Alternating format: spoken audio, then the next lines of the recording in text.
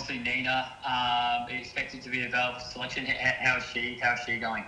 She's going really well, mate. She had a corky late in the game against the Tigers, so she's recovering well. All the swelling's gone down, so she's available to play this week, which is good for us. Katie Tipping returns and in scrimmage. Will you consider her for selection as well, or is it probably going to let her wait a bit before throwing her into AFLW mix? Yeah, I think we just need to give her a bit more time and practice in the scrimmage games. I think the temptation's there to get her in as quickly as possible to support our tall stocks with Piper doing a really good job in that space, but. She's had a fairly long layoff, so she played, I think, about half an hour in the scrimmage last week. From all reports, did really well. I've seen some of the vision. She used her size to her advantage quite well, but just to give her some more time to practice her craft. So she'll play in the scrimmage this week with the rest of the crew, and then we'll just keep making some decisions on her over the next few weeks. But we're rapt to have her pretty close to availability, which is great. Yeah, a lot has been made of the outburst from Bailey Smith and Chris Scott towards women last week. As AFLW coach, what was your reaction to those two incidents?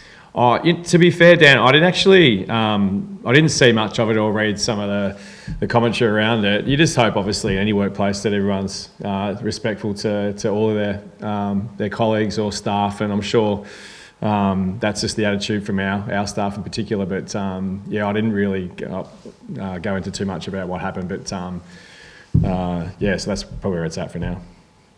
Have either of them addressed the AFLW playing group either to explain or apologise for what occurred? No, we haven't had any comments with the crew. If there was a need to do it, I'm sure that they'd come in and have a chat to us, but there hasn't been any narrative around that as being a need from the club at the moment. So I know our girls aren't talking about it, so it's a bit of a non-issue from us.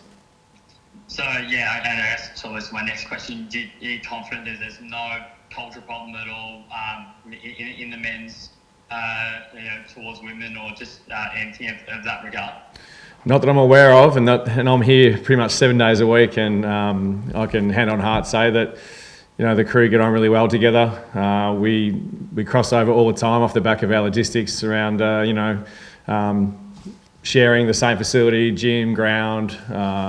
So you can't avoid being around the girls or the guys together. So that's staff as well. So we live this space pretty nicely as a football program and department. So I've read some of the things in the press around that might not be the case across different clubs, but that's not an issue for us.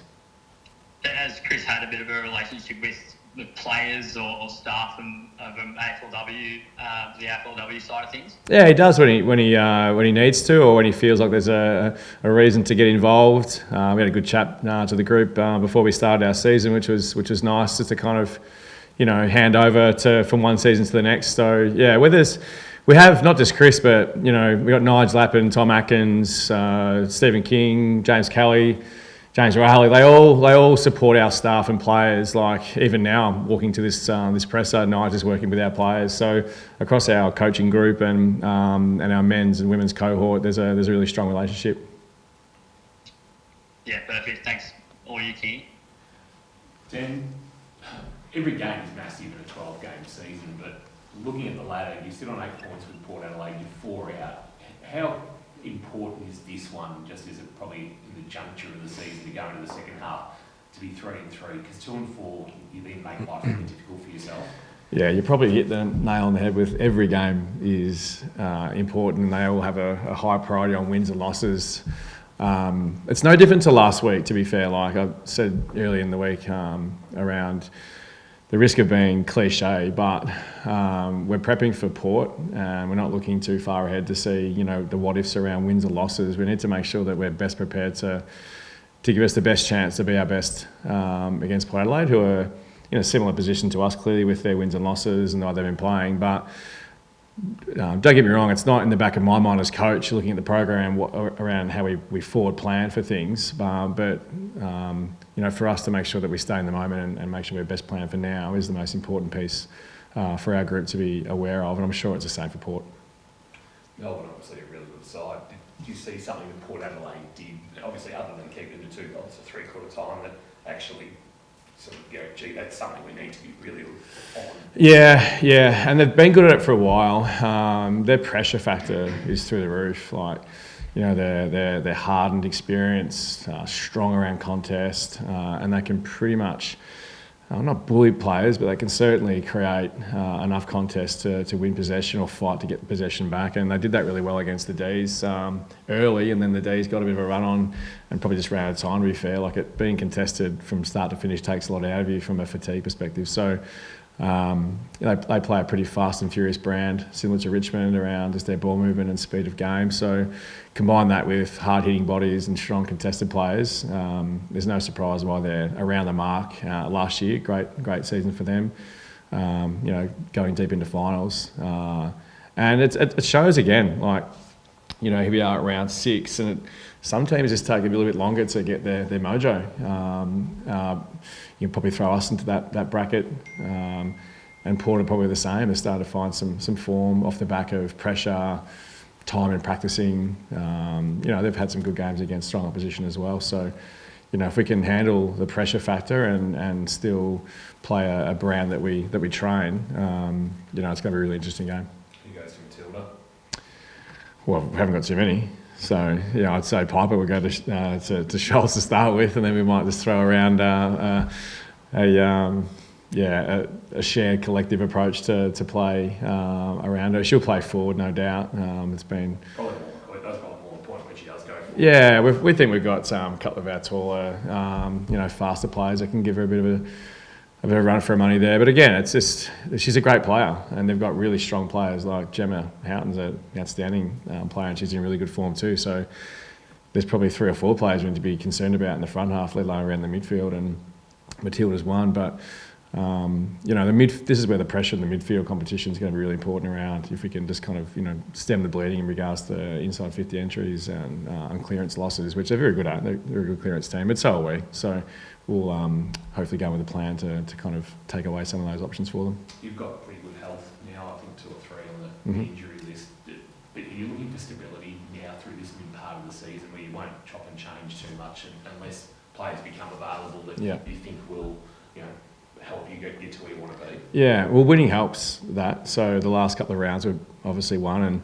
and we think the formula and the playing group at the moment's gelling quite nicely. It'd be nice to get them some continuity with the wins as well. But that's the plan, to try and get some consistency around.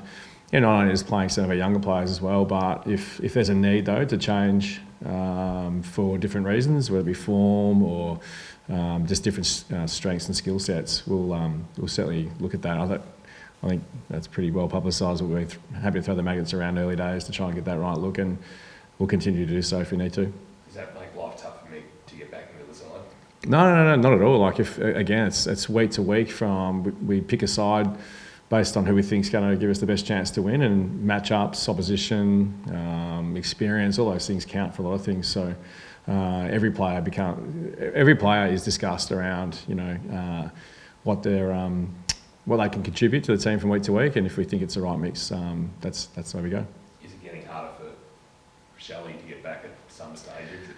Is it going to get to a point where she might run out of time? Well, we hope not. She's doing some running now, and we hope to get her back to train, in the short term, and then off the back of what time's left, we'll determine that clearly. But she's a gun. Like, she's a tough, experienced forward that I think she kicked 10 goals last year, so she's certainly a great asset to have on the field. But we'll give her every chance to be ready to play. But we won't put a time on it, but time might run out for her, but hopefully not, yeah. It's been a couple of weeks that we progressed with Chloe that's getting positive that we're going to maybe... Yeah, well, after nearly 2 seasons of not seeing her, she's back running, she's doing things that she needs to be doing from a rehab approach, pulling up pretty well from it too. Again, it's not one of those things where it's like every green light that she ticks from a rehab and a reloading perspective is that's the win in itself. And then at the right time, hopefully sooner rather than later, we get to have her reintegrate into training, which then we can see if there's some realistic chances of her playing, because we know what she can offer, but we're not putting any pressure on our medical team or selection or her to kind of push the boundaries. But she's excited about the prospect of maybe getting to that point, which is, it's good enough for me to have her up and about around that space. And, just the thought of having her with Aisling and JP and those guys up front to provide a different look, whether it's now or later down the track, it's a pretty exciting prospect. If you get out of year 3 and 3, knowing that basically you've done all your road trips, it's 4 at home, 1 to Ballarat, you do have to go to Perth. It gives you that platform that you can launch off at halfway. I know you don't want to 4 points you need to do, but 3 and 3 just puts you against that really good spot. Though. Well, it just brings us back to level playing field with the rest of the competition. It shows that we're maybe building the right momentum and playing a game style against opposition that suits and works. We've got a lot of refinement to do. Like we weren't happy with our North Melbourne game. Obviously, we leaked goals late against Adelaide. Probably Sydney's one that, in all due respect to all the teams we've lost to, like they've just outplayed us at the wrong part of the game for us. But we've been in winnable positions, so we've learned a lot from those early losses. And momentum and continuity is probably what we're after. And if we can get that to that 3 and 3, well, it just shows that maybe we're doing things the right way on the training track and implementing those into games. So from there, we'll then look to see what the next little block would be. Yeah, you mentioned home games. Carlton, Hawthorn, all these guys coming up. So there's no real easy game off the back of it, but it gives you a good platform.